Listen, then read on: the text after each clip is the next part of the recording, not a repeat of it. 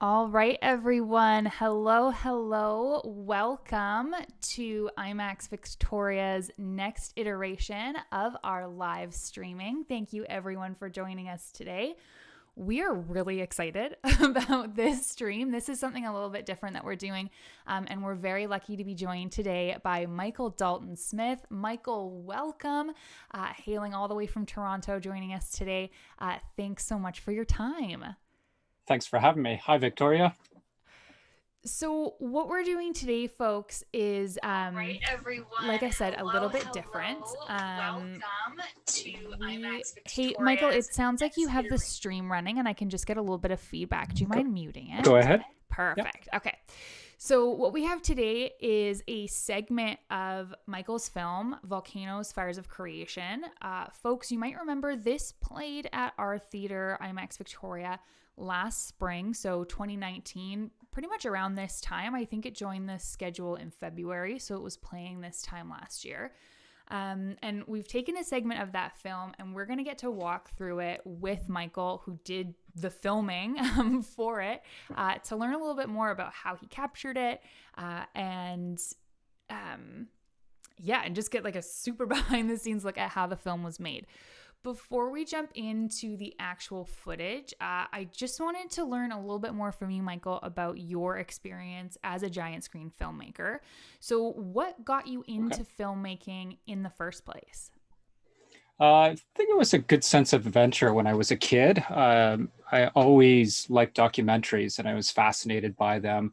I prefer to watch that over kind of the hit dramas that were on TV and just had this thirst for knowledge and facts and adventure. So when it came time to pick careers, filmmaking was on the tops of my list. But it's something that you don't really get a lot of education on how to be a documentary filmmaker. Yeah, totally. Totally. And so, why giant screen films? Well, when I was younger, I grew up, I saw a lot of the predecessors. There was a movie called Ring of Fire that was made around 25 years ago, and it was very influential for me. It's one of the legendary giant screen filmmakers, George Casey, who made it. Right. And I probably watched it 100 times. And so for me, that was the pinnacle in quality was these IMAX films and what I wanted to do eventually. That's amazing. And so, obviously, the subject matter of Volcanoes, Fires of Creation is volcanoes. So, what Yes. led you, a very leading title, what led you down that path specifically to choose volcanoes as your subject matter? I don't know. I think it's very typical with kids. You kind of latch on to a hobby or an interest. And for me, when I was very young, the most influential documentary that I'd watched was on volcanoes. And so everything I did in school was my speech was on volcanoes, my projects were on volcanoes in the science fair, and it just kindled a love for these things. And as I got older and started making my own productions, of course, I wanted to go and film volcanoes, but it's an extremely challenging field to get into because of the logistics, the danger, and everything like Of that. course. So for me, it was just exciting to put that challenge. And how much, this is just personal curiosity, how much information did you need, like, before you started filming? Did you feel like you had to be a volcano expert before you started, or did you learn a lot as you went along in the filmmaking process?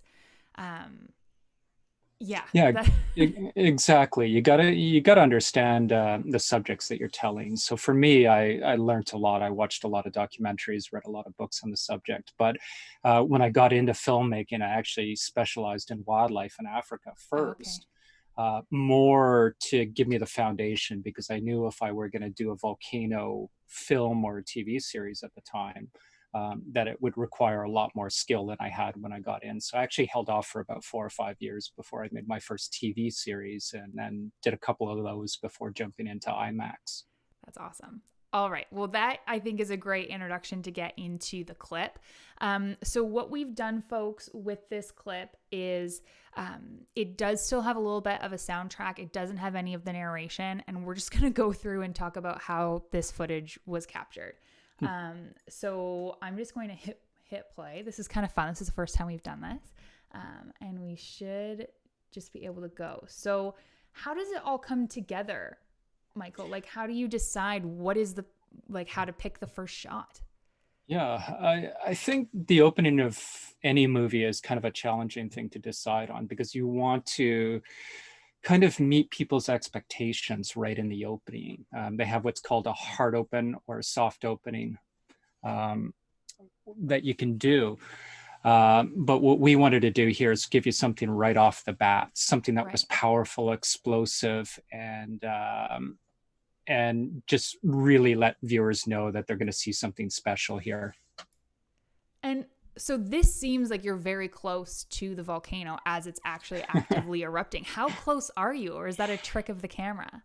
No, it's not actually. What you're seeing there is shot with a wide angle lens, believe it or not. So there are volcanoes that produce these really large eruptions, and there are volcanoes that are sort of smaller on scale. And this one specifically in Vanuatu, we're maybe 250 meters from the active craters. So you're well within the explosion zone, Oh man. and you're basing your safety on the consistency of the volcano. So you're looking around to see if there are any fresh impacts, to know where the rocks are being thrown, Right. and where gives you the best chance if you're going to sit on the side of a volcano for 3 or 4 days, where you're not going to get hit by these like rainfall of rocks that are coming down. Amazing. So, yeah, that blows my mind because definitely as an audience member, I'm like, oh, I'm sure they're not that close to the volcano, right? Like, I'm sure they just have some amazing camera that lets them capture this. Now, I wanted to pause on this piece because I'm curious as a consumer whether or not this. So this is a digitally created piece, right? Yes, Yes. Okay. yes. How much science goes into sort of determining, um, I'm not being very articulate at the moment. How much science goes into determining what this looks like? Is this super factually based or is it more about the idea of it? Yeah, no, there's definitely rooted, it's definitely rooted in science. So this section here was created by my visual effects supervisor, Jaime Hasso. He's a guy who's worked on Star Wars. Oh, So cool. I brought in a high skill level, but along with our distributor SK Films, there was great debate over these scenes. We had an astrophysicist who was a part of it, Cool. who was able to give us feedback on potentially what the worlds could have looked like at that stage, whether or not they had water, whether or not they would have snow. So this deals with kind of the early origins of volcanoes and where the heat that causes volcanoes comes from. Right. And so I wanted to show this working theory that's pretty much largely the accepted history of how volcanoes came to be. Was created through the impact of Theia and Earth, which was a planet that crashed into us about 4.5 billion years ago. Right. So cool. Um, Yeah. I think, sorry, I'm just getting feedback that the volume on the video isn't quite loud enough, so I'll try turning that up. Okay. Um, yeah, I mean, I think those kinds of graphics, especially in 3D, just really bring it to life. And I know this film actually won an award for the 3D rendering. Is that accurate? Yeah, well, actually, no, for a 3D film experience, and it won Okay. the Lumiere Award, which I think is this Ah, shiny little thing behind me ta-da! here. It's kind of a spin-off of the French Academy Awards, so Oh, cool. actually a very, very prestigious thing to win for 3D experiences. That's awesome. And so, where is this now? So these are various volcanoes that we went to. You're looking at Congo at the Nyiragongo volcano. It's Okay. got one of the biggest lava lakes. This isn't actually inside. This is now Vanuatu. Right. I think we shot total in about 35 different countries or 35 different volcanoes in about 15 countries. And I wanted to pause on this one because this is where in the film a lot of the action takes place. Is at this specific volcano, including this camp. Is that accurate? Yeah. So when I first came up with the idea of making an IMAX movie, there's a history of giving viewers kind of an incredible experience of going to a place. And so we wanted to pick one of the hardest places you can get to. And this is the lava lake at Marum Crater in Vanuatu. Right. And so it's one thing to get to the volcano, but to get down to it, I knew this one would be the perfect challenge for giant screen film. And the camp that we see right now in the bottom left, is that semi-permanent? Are there like a lot of people at this volcano all the time doing research on it, or was that whole camp really set up just for this expedition? Yeah, so we worked closely with a group called Ultimate Volcano Expeditions, Okay. who, believe it or not, people do this as a hobby. And so if you have the means and the skill, the fitness level, you can go and do things like climb down into the volcanoes. So these guys has spent the better part of 10 years trying to learn how to rig to be able to go down and actually be at the bottom of the volcano.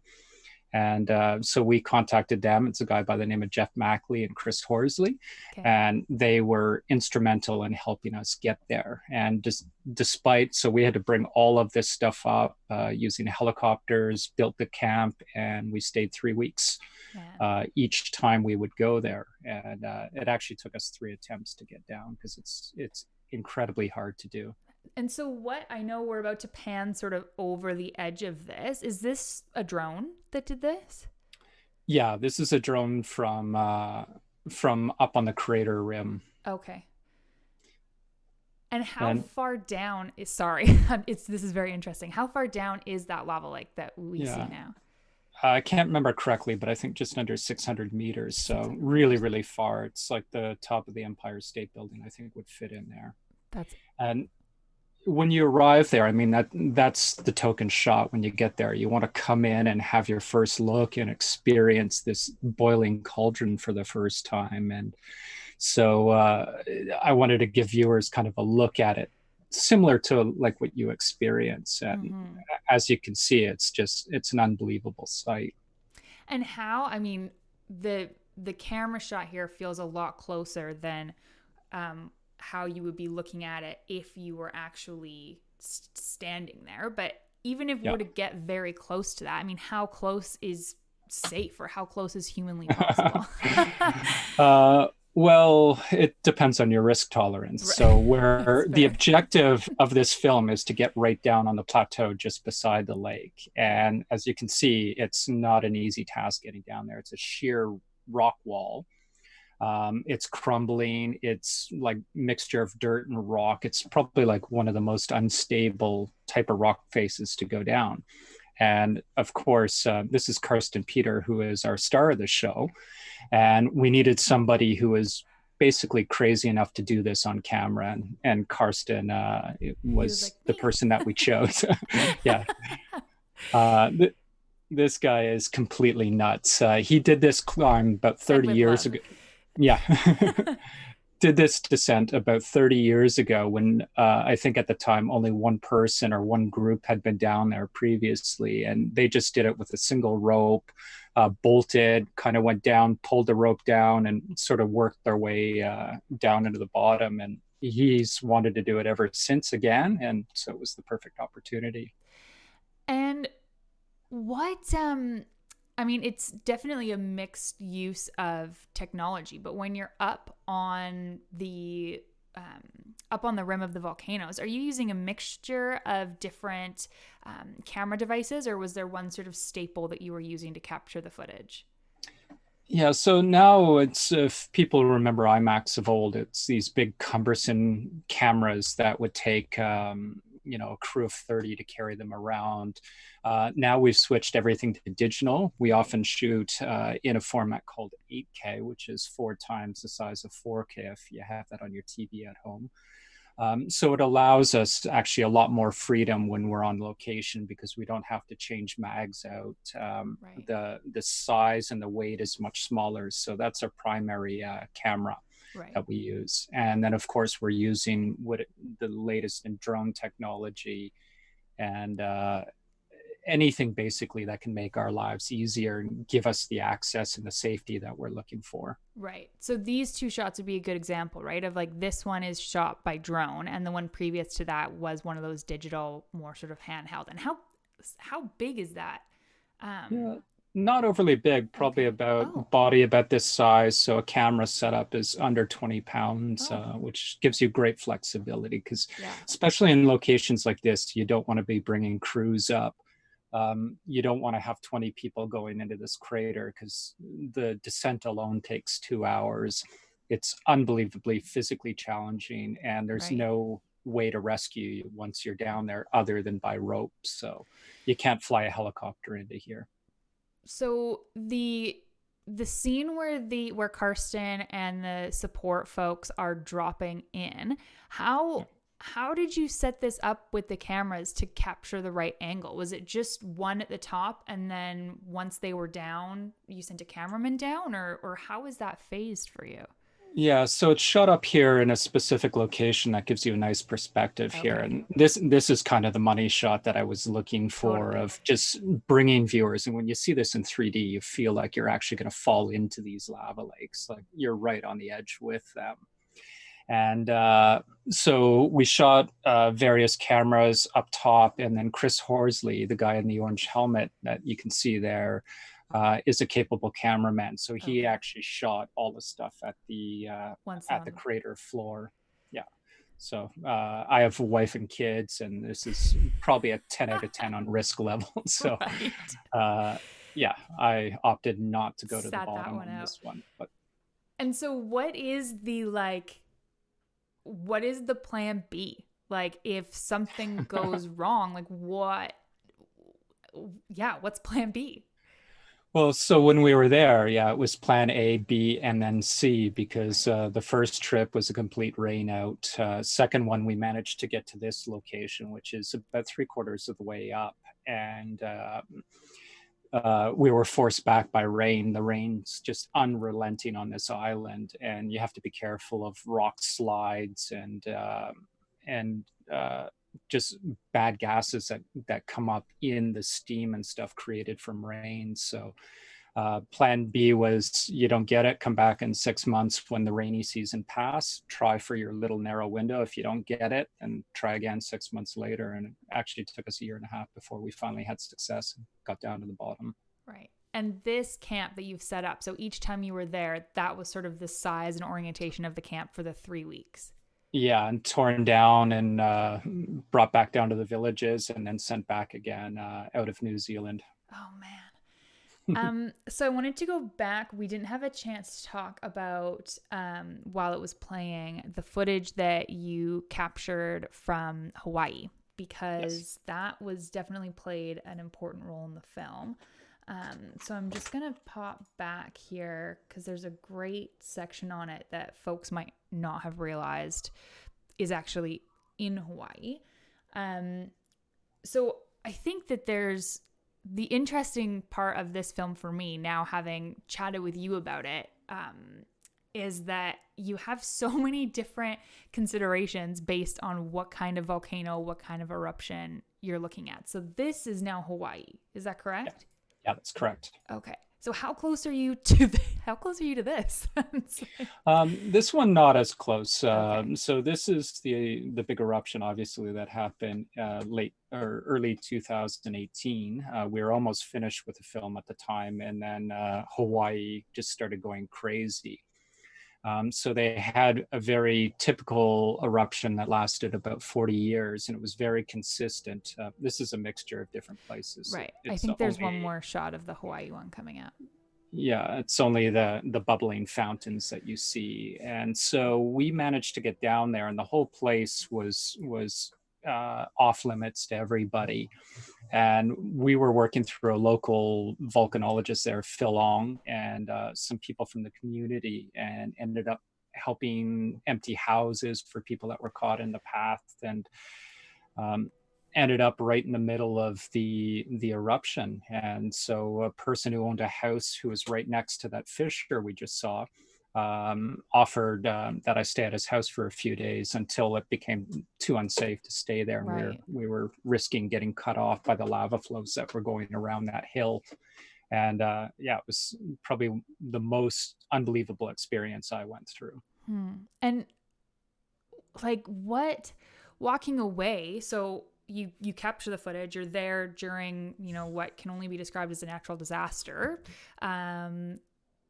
What is it then like to go back to your studio and be editing that footage and compiling it into a movie? It's challenging because I think at that stage we're about a week away from needing picture lock to go into 3D. So it was a rather rushed experience. Right. And, you know, you just spent 6 or 7 days there where you're watching and meeting people whose houses were in the path of it. Right. And um, it was a very somber experience and a very magical experience at the same time because on one side I've never seen an eruption at that scale, and then you see the impact that it's having on the people down there, and you're becoming friends with these people. So it was pretty hard to come back and then edit a film around that, knowing full well how this is continuing to impact people's lives. Right. And at this stage, it was ongoing as well too. So I'd get reports from the people that I knew on the ground, and yeah, things just got worse from there. Yeah, that's I can't really imagine that process of having to then experience that and then step away, but continue to work with the images and sort of be reliving that. That's yeah, Mhm. it's just a very interesting and I can only imagine difficult scenario. So, out of the footage that folks are seeing here, what would you say was sort of the most difficult footage to capture? So we're only just showing you a part of the film. There's a sequence where we're walking up close. So the majority of the stuff that's shown in the first part is like lava lakes and lava flows, which are much safer to film. Right. We wanted to give them the experience of looking directly into an explosive volcano. And there's a few shots at the beginning. Actually, the opening scene is one. There was another volcano we filmed in Indonesia where there was a chance to actually see what a mildly powerful eruption looks like from the vent. And it's one that when we got there, I'd been to this volcano, I think a couple of years previous, and it was rather quiet and benign. And so we showed up to do the shoot for this movie. And the thing was shooting rocks out that were impacting all over the slopes. And you have like just 5, 6 days to get your shots, and it's trying to find the right time to go up there when you're going to be the safest. And I remember walking up the slope to the volcano, and we go at night, so if anything comes out of it, you can actually see the glowing rocks whiz by, so you Right. know where is getting impacted and where isn't. And so we walked up this path, and this huge eruption happened, and this thing the size of a school bus comes out and crashes upslope from us. And Like it above you? yeah, like sort of above and behind where we had just come from. And it Oh like man. showered the whole path that we went up with fragments of rocks. And I remember looking up at Karsten and saying, like, and my guide Andy, and saying, "Hey guys, do you want to talk about this?" And Karsten just looks at me, shrugs his shoulders, and just continues up. And so I thought, hey, this is pretty risky. So I'll hang back because it was dark at that point. I couldn't film because of the light, Right. and he could do his photographs. And I thought, in an hour's time, if he's still alive, then I guess it's all right where he's standing. So after an hour, I call up, "Hey guys, you still up there?" And they said, "Yeah." And so I went up and joined them. And the first moment when you look into this crater directly at the vent, it's just like, oh my, the fear that rushes inside you. And I remember putting my camera up on it. My hands were shaking, and uh, we're just waiting for this first eruption, going, "Oh, it can't be that bad if they were there for an hour." And then the Right. first one goes off, and it's just rocks flying everywhere. Man, it was so scary. I think I lasted 30 minutes up there, and just that was enough for me. Hightailed it. That's Yeah. hey, there's you're not gonna get any judgment from me. That's like far beyond what I would consider too risky. So, but Yeah. I mean that's got to be a life experience for the books for you. Yeah, it was. And I mean, in reality, my chances of actually getting hit were pretty low, but it was enough, kind of reached my upper limits of safety, that's for sure. Yeah, And something I'll try not to do too often in my life. man, that's so cool. So is there anything else? I have some additional questions for you that were submitted by our 2020 IMAX Victoria annual pass holders. But is there Mhm. anything else you wanted to share with everyone about how you captured this footage before we jump into those? Just I think it's an interesting environment. So if you're going to go see a giant screen film or an IMAX movie, you want to be taken to these places. Normal people don't really want to go. So the whole thing about this film is about bringing you intimately inside volcanoes all over the world and being in the middle of the eruption. So it's kind of a unique perspective that people haven't seen. Yeah. And when you add 3D to the element, it's yeah, just provides such an incredible experience that even for somebody who's been to these volcanoes, every time I see it, I start getting excited. I feel the fear and all the stuff when I was shooting. And yeah, it's such a great experience. Definitely. And having seen this film in our theater, I can agree full heartedly that it really does feel like you're a part of it. And that was actually one of my questions is about this came from Beth. So Beth is one of our annual pass holders. And Beth asks, Michael, do you think seeing a volcano erupt in a theater compares to experiencing it in real life? Great question, Beth. Yeah, I would agree. It's probably the closest thing you can do because you've got the right scale and you've got the right sound to go with it. And when you add the 3D experience that some theaters have, then you feel like you're right there in the spot. The volume pretty much matches about what you see in the real world. So Mm, they're very loud, but they don't blow your eardrums, or at least the eruptions that I've been on. right. And so you get the rumbling, you get the feeling, because when you're on a volcano, it feels like this living, breathing monster that you're on. And some have angry personalities, some have like rather calm and tranquil Yeah. personalities, but everything's different. So, but yeah, it's the closest thing I've seen. That's definitely the the feeling in your chest of when the base goes, when the eruption goes. It's like you get that sort of fluttering, and I just think that that is so um, unique to the giant screen. I Yeah, mean, it's not like you say. It's not that it's loud. It's just big sound. So I think that's yeah, I would agree. and I have mean, so go ahead. Yeah, and having the screen too, where it fits, like they're designed to fill your whole frame of view. So you feel like when you're there, you're not seeing the edge of the screen. You don't feel like you're looking into this fishbowl. You feel like you're a part of it. So, Right. Absolutely. So the next question I have is from a pass holder, Norm. Norm asks you, Michael, what experience of the myth of Pele did you have while being in Hawaii for the grand eruption? And did it guide at all your filming or editing?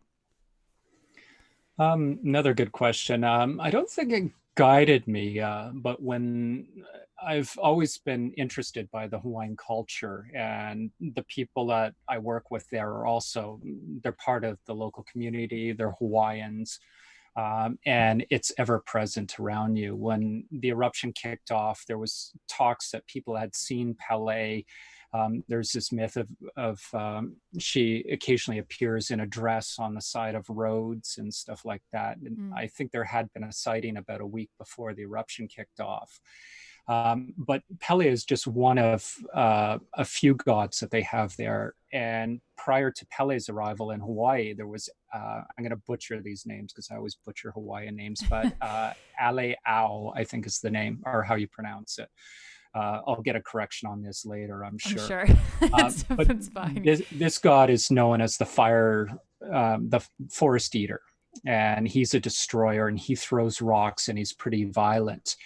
So Pele came out and battled with Aliao, probably butchering this story too, and ended up defeating him. So he disappeared, and Pele took over Kilauea and basically brought calm and peace to the volcano for the number of years that we had seen it erupt. Right. And now, what we saw with this eruption was a return to the destructor. So there was some debate going on whether or not this previous Hawaiian god had returned to the area and was wreaking havoc and causing these explosions and stuff that we saw. So Right. very interesting, very spiritual.